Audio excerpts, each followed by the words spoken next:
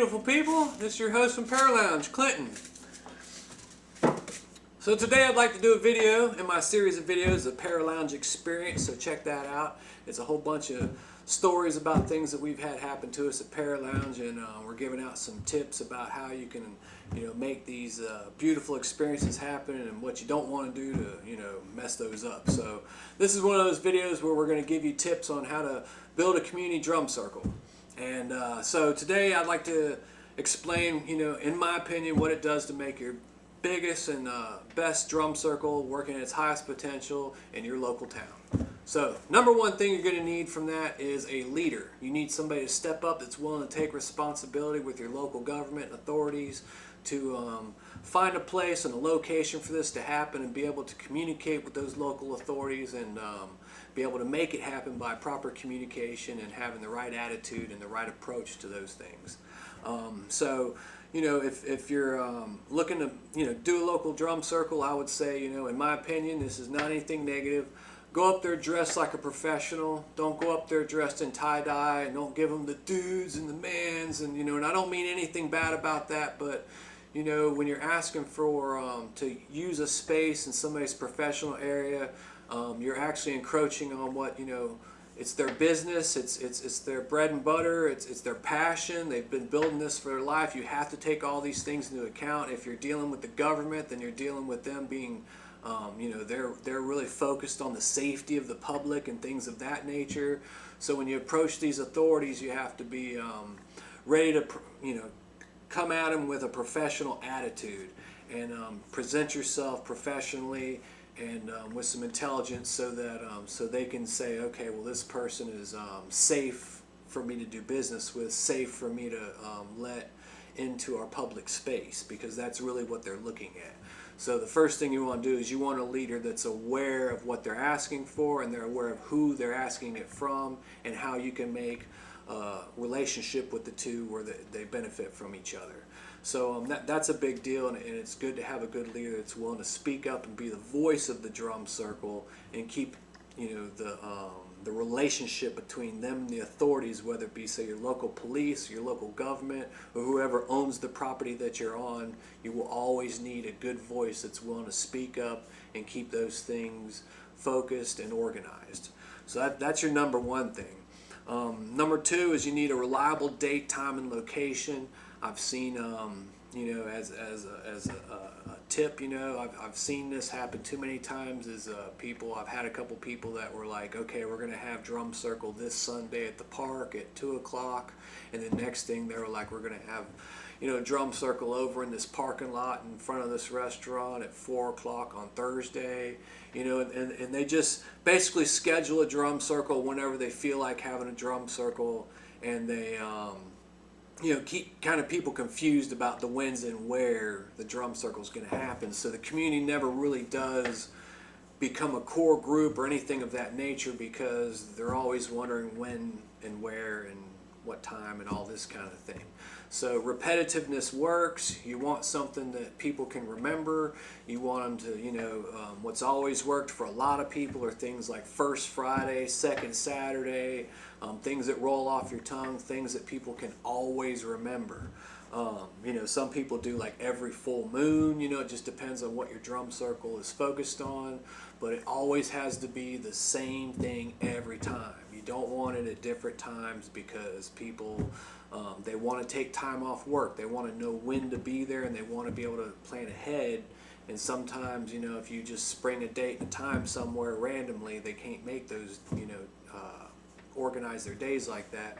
So you never really are able to create a nice community and core around that drum circle, and that's what I've seen happen with that. So if you keep a consistent thing, you'll be fine.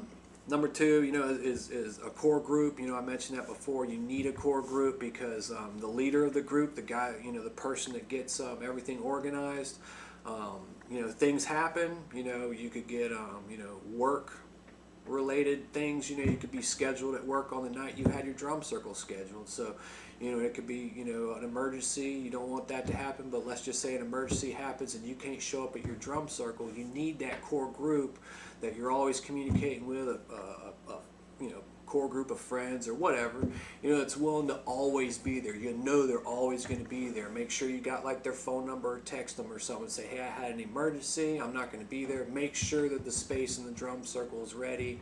And that's super important, because the one thing that can hurt the reputation of drum circle the most is if you get somebody who travels across town or further or whatever, they travel over there and they go to drum circle and they show up and nobody's sitting there. That will kill a drum circle faster than anything, because those folks are probably not going to come back. So it's super important to have a core group. That way there's always somebody there. And once you get that core group and always somebody's there, and you get all those reliable dates and all that worked out, then you'll grow a community around it, and you'll get more numbers. Promo is real important, and Facebook's a big deal. Make a Facebook group, invite a bunch of people on there. You can make your announcements. Bam, it goes out to everybody. It's like the old days when we had email lists and things of that nature.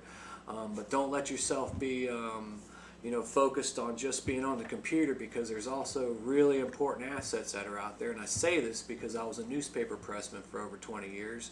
And what I did was I printed newspapers for towns and things of that nature.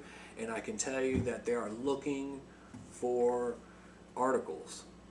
So if you have a drum circle you're trying to get started or whatever, go out, take pictures. They love posting pictures of children in their newspapers, so go get you a picture of your kids out there, because I hope you have kids in your drum circle, and take a picture of the little girl holding the tambourine with the big smile and mom in the background hitting her djembe. They love those pictures. Make sure you got a picture. Write an article about the time, date, and location of your drum circle. Give them a spill about some culture about it, why it's there, and things of that nature. And I guarantee the newspaper will pick you up and publish you in their newspaper. That's going to do a few things. First of all, it's going to get people involved that may not even know that there was a drum circle in the area, who don't get on Facebook, because I live in a very rural country area, and a lot of people out here don't even go on Facebook. They rely on a newspaper to know what's going on locally. So you're going to get those random encounters that are really important. And then you're going to get, if you're there for long enough and you keep doing that, you're going to get those articles hitting your newspaper every now and then. When you get some special things going on, you get articles printed. Well, those articles are going to first become just a cool thing that you have that you're starting to collect, and then after a few years, what it becomes is a history for you, in a beautiful way to show people how long you've been there, and it shows them a great dialogue of what's happened in your community there at the newspaper. So don't ever forget your local newspaper with that. Radio stations, don't forget your local radio stations. If you have a local radio station, it's not like a big corporate thing where they just run the recorded reels over and over, but you actually have DJs. Go call the DJ, say, hey man, we got this really cool thing going on downtown, because when I did that, they called me up and said, hey, come down here and play your drum on the radio and talk about what you do. It's exotic, it's cool, and they need that to get people to listen to them. So don't forget about your local radio stations. If you have enough people going to your drum circle and you don't feel like this is a problem, and I don't see why it would be, put your hand out and say, hey man, donate a few bucks. Because if they'll donate a few dollars and you get $50, $60, $70, that's all you need to print out postcards. You can go to your I use clubflyers.com just to throw that out there, but there's a lot of places that print postcards. You can get a 4x6 postcard. You can print on one side a picture of your drum circle, the date, time, location, and on the other side print the etiquette, like what's expected of anybody participating and things of that nature. And you have an excellent thing you can stick in your back pocket when you're walking around, and any day you can hand somebody a flyer, stick it on a windshield. You can do all kinds of things with that. So always think about flyers. Those are always great. Put them in your local music store, put them in your local store that sells instruments. Just give them a handful of flowers, say, hey, can I stick some of these on a counter, and watch your drum circle grow. Know what kind of drum circle you're making. I did a whole video on drum circle types. Go check it out. You don't have to stick by that. I'm not saying that I'm the whatever on that, the authority on that. It's just my opinions. But think about what style, what type of drum circle you're trying to create, because a lot of people say, I'm building a community drum circle, and what it really is, it's an invitation only drum circle, because nobody knows about it unless somebody tells you about it. So you have to understand what you're creating and how you're going to get your drum circle community to grow and what it's focused on. So figure out what it is you're really trying to focus on. Do you have spiritual intentions for your drum circle, or do you just have intentions of bringing your community together and building a community around the music? You know, are you trying to educate a certain factor of people or something of that nature? So really put some deep thought in that, because the work you're going to do to create this space for this to happen is going to be a lot. You know, and it's going to be consistent, and you're going to have to be responsible. So put a lot of thought into what you're doing before you even get started, because that's going to be important. And know, you know, when you're going to start a drum circle, the immediate issues. This is what the leader of your drum circle is going to have to stand up against and know what they're dealing with, because this is what's going to keep your drum circle alive, is knowing how to deal with the immediate issues. Number one immediate issues is your sound. Whoever's representing your drum circle is going to have to know that when they find that space has to be capable of withstanding the sound of not just 5 or 10 drummers, because if you really want your drum circle to grow, and the reason why you're asking for space in the first place is you want it to grow, because if you only want a handful of drummers, you can go do that anywhere. But if you want it to grow and you want to call it a community drum circle, it needs to be in space where it can grow. So you want to make sure that you're ready for at least 10 drummers, 20 drummers, 30 drummers, depending on what town you're in and whatever your population is. You know, you're looking at 50 to 100 drummers that could possibly show up.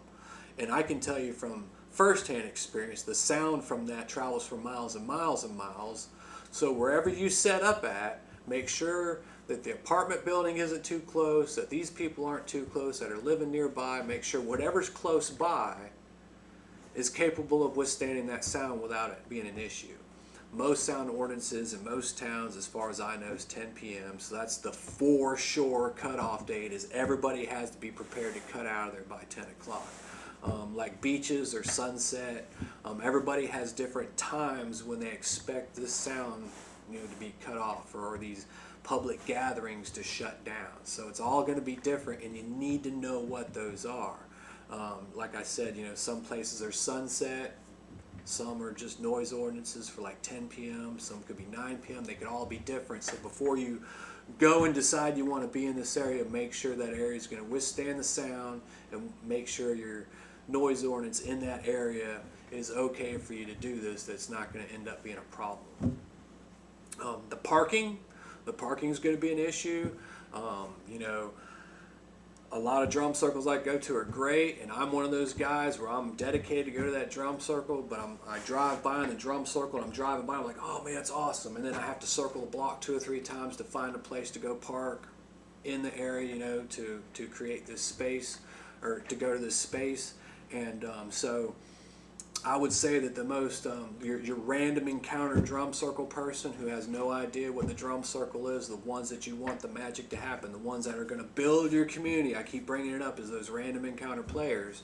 Those guys are going to see it, smile, look at each other, talk about it, laugh, and then drive on, because there's no place just to pull off.